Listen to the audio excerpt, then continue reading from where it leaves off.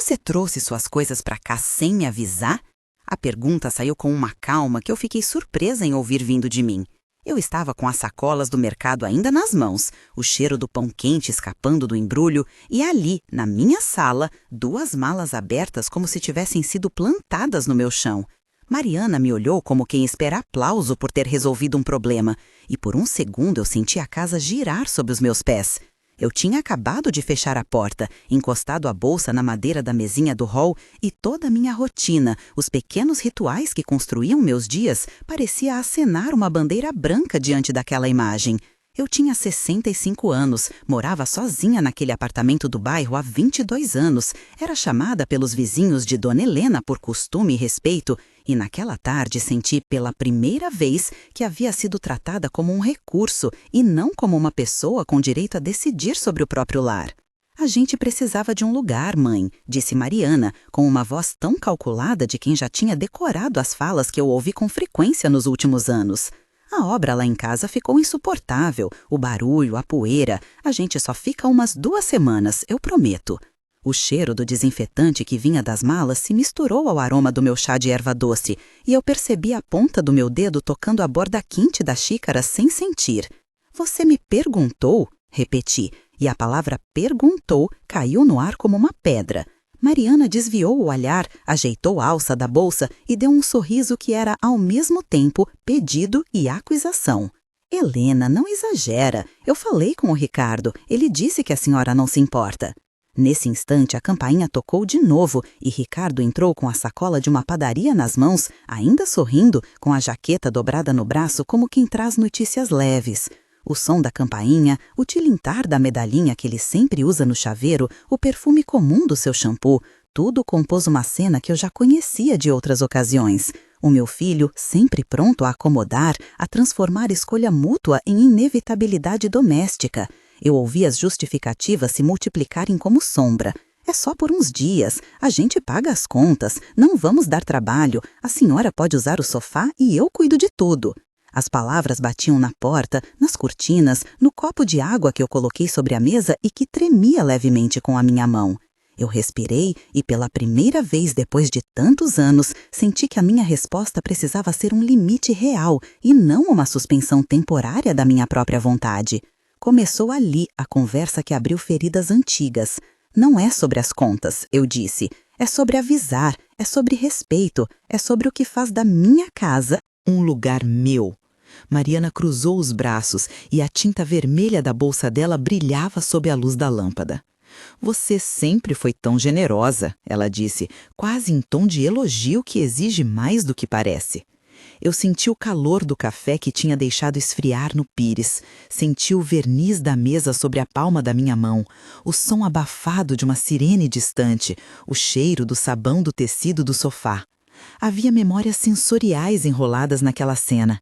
Eu lembrava do chão batido da casa onde criei Ricardo, do cheiro do molho da minha mãe no almoço de domingo, das madrugadas em que tive de buscar consultas médicas, de quando trabalhei em 2 costuras para pagar as contas. Essas lembranças formavam na minha garganta um nó. Você precisa sair, disse, simples e direta. O silêncio que veio depois foi pesado, um silêncio que parecia medir as paredes. Ricardo deu um passo à frente. Mãe, não dá para ser assim, começou. A gente só quer um tempo, não vai atrapalhar sua rotina. A voz dele estava calma, mas eu percebi um tremor nas mãos quando deixou a sacola sobre a mesa. Mariana olhou para mim, para Ricardo, e então a expressão dela mudou. Havia algo mais além do pedido prático, uma urgência que não era apenas sobre barulho de martelo. Ela abriu a boca e falou devagar, como quem mede cada sílaba. Helena, eu não trouxe isso porque gosto de incomodar. Eu trouxe porque eu preciso. E não é só por causa da obra. Naquele mesmo instante, uma frase minha antiga veio à memória. Ao longo dos anos, eu tinha aprendido a ouvir explicações como pistas. Precisa de quê? Perguntei, mas a pergunta já sabia que não era simples. O diálogo que se seguiu foi longo e tenso, e eu lembro de cada troca como se fossem pedras colocadas numa estrada. Precisa de abrigo, disse Mariana. Tem uma coisinha no trabalho e eu não estou em condições de enfrentar sozinha. Que coisinha, quis saber Ricardo. Fui demitida, veio a resposta. Eles disseram que não cabia mais no quadro. Eu tentei reinventar, mas não consegui pagar a creche da Clara. E você sabe, Helena, as contas. A palavra Clara soou como um sino e eu vi o rosto do meu filho empalidecer. Clara está com vocês? Eu perguntei. Um silêncio longo. Não, respondeu Mariana. Ela ficou com a minha mãe em Jacarepaguá. Eu não consegui trazê-la hoje. O cheiro do perfume doce que vinha dela agora trazia junto uma sensação de urgência e desespero. Ricardo olhou para mim como quem pede autorização para atravessar um espelho. A mãe dela, é difícil para ela cuidar de 2 crianças, disse ele, a voz embargada. A gente só precisa de um espaço até eu conseguir regularizar o contrato com a empresa. Houve ali mais uma sequência de promessas. Ela pagaria as contas, ajudaria nas tarefas, não ficaria muito, cuidaria do que fosse preciso. O diálogo se alongou. 8 trocas fáceis, depois, mais 2. E eu as deixei fluir até entender que ali havia algo maior do que uma simples estadia. Neste ponto, eu resolvi parar o vídeo da minha própria cabeça e olhar para o cenário como se fosse uma testemunha externa. Havia 5 personagens que orbitavam aquela cena. Eu, Helena, Ricardo, meu filho, Mariana, a nora, Clara, a neta ausente, e Dona Lúcia, a mãe de Mariana, que vinha ocasionalmente à cidade para acompanhar reencontros. Mais além, como ecos, o vizinho seu Jorge batia a porta do corredor, Dalva, minha amiga de prata, mandava mensagens perguntando se eu precisava de ajuda com compras e o síndico Tobias reprovava mudanças bruscas de comportamento no prédio. Esses nomes apareceram em conversas subsequentes e deram densidade à minha decisão, como se a comunidade inteira estivesse assistindo e participando, cada um com seu juízo e seu afeto.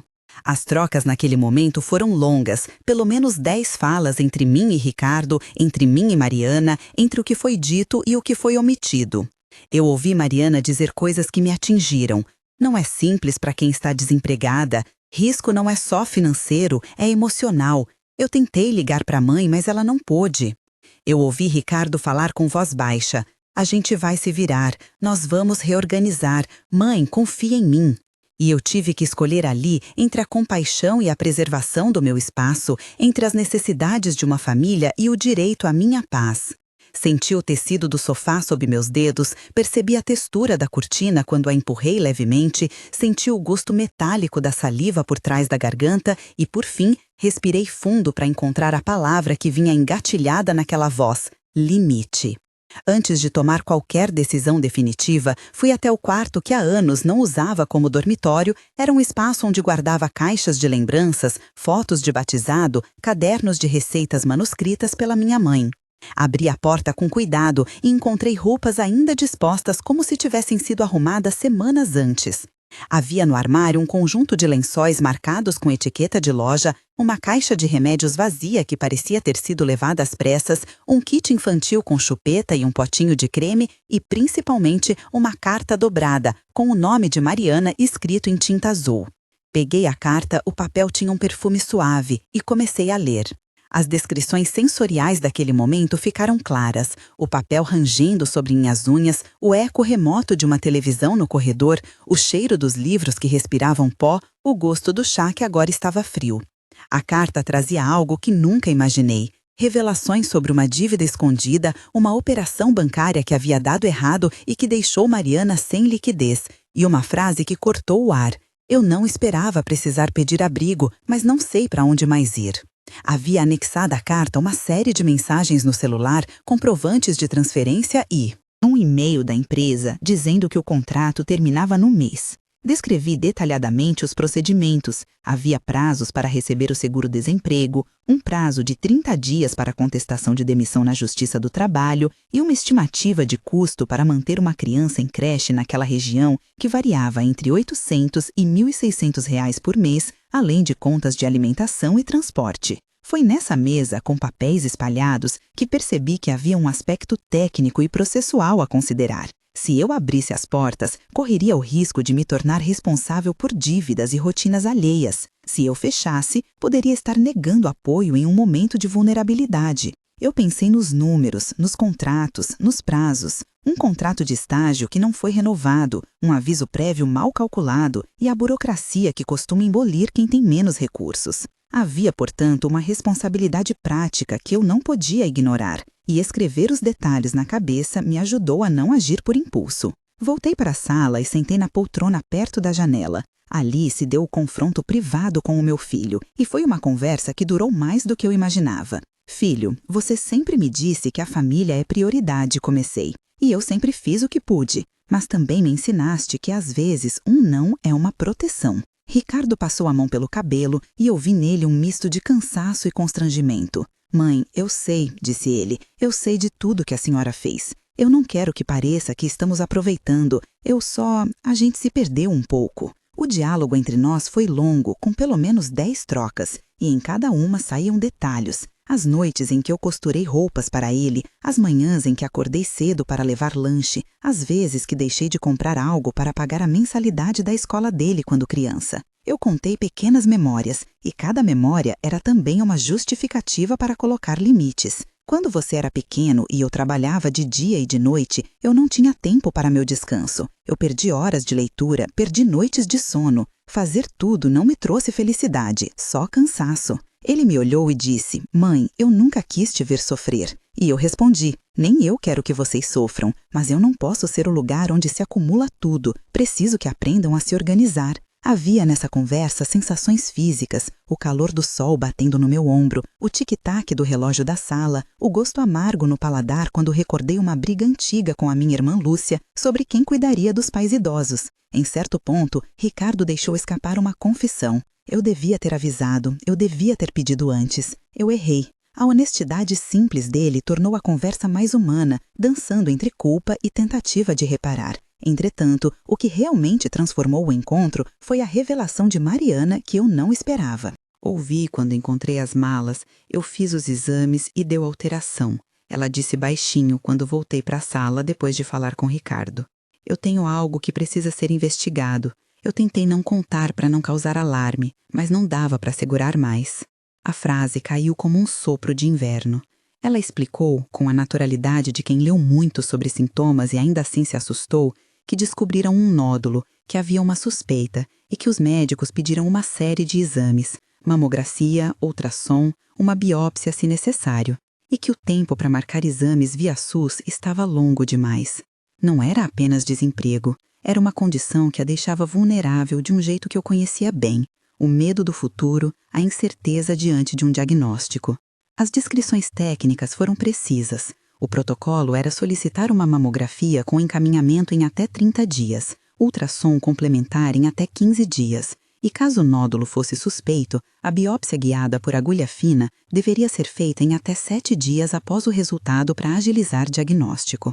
Os custos particulares poderiam variar de R$ 400 a R$ 1.200 por exame, dependendo do laboratório.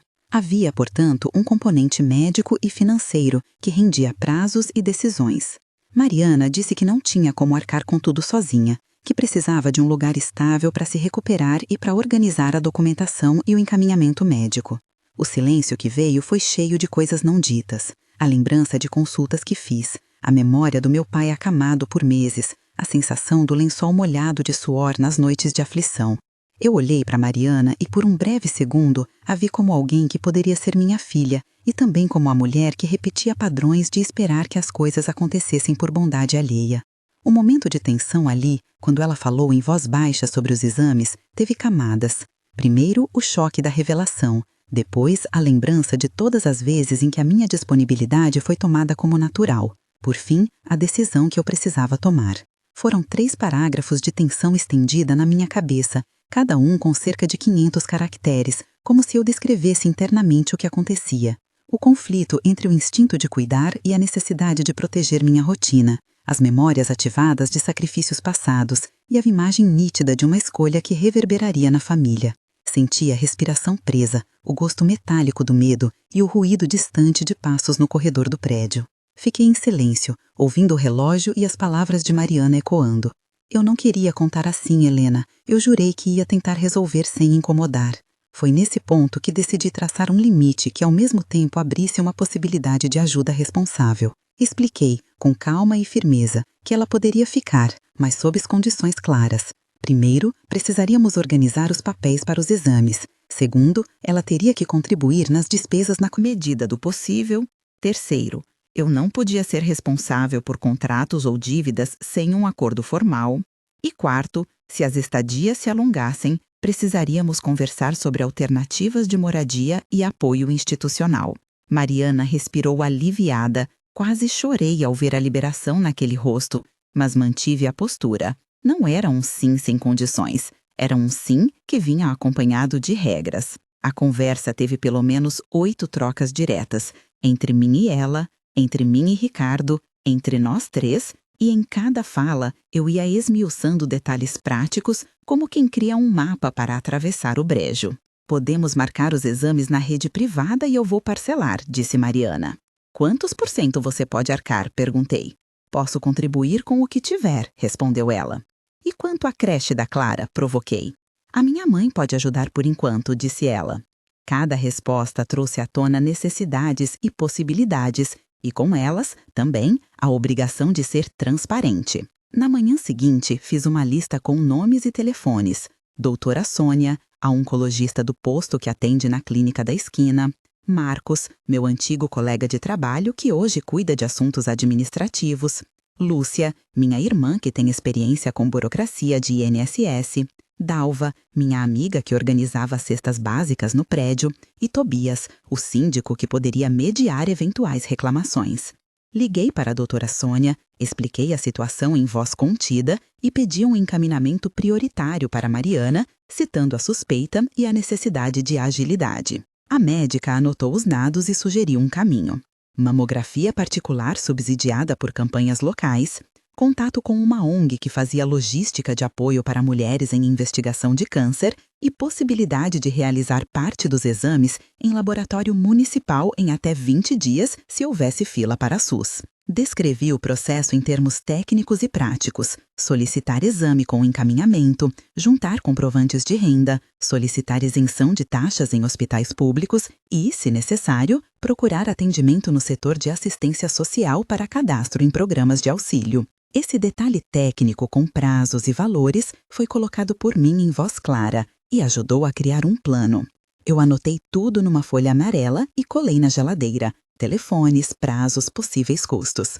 Senti o peso das responsabilidades, mas também uma espécie de alívio ao transformar o que era nebuloso em tarefas concretas. Decidi, então, que abririam exceções práticas e limites emocionais.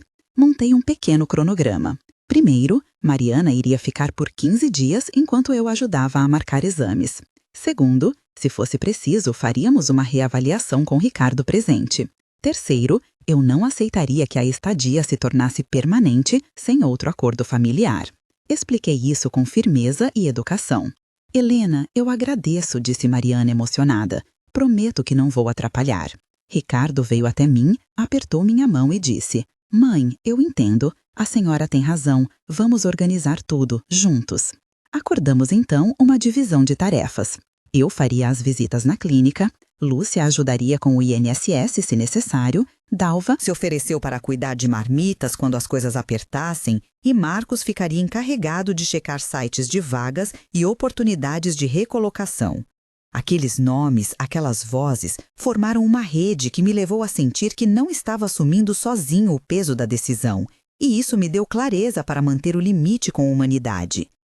Na hora de empacotar a primeira remessa de coisas, senti uma mistura de sensações.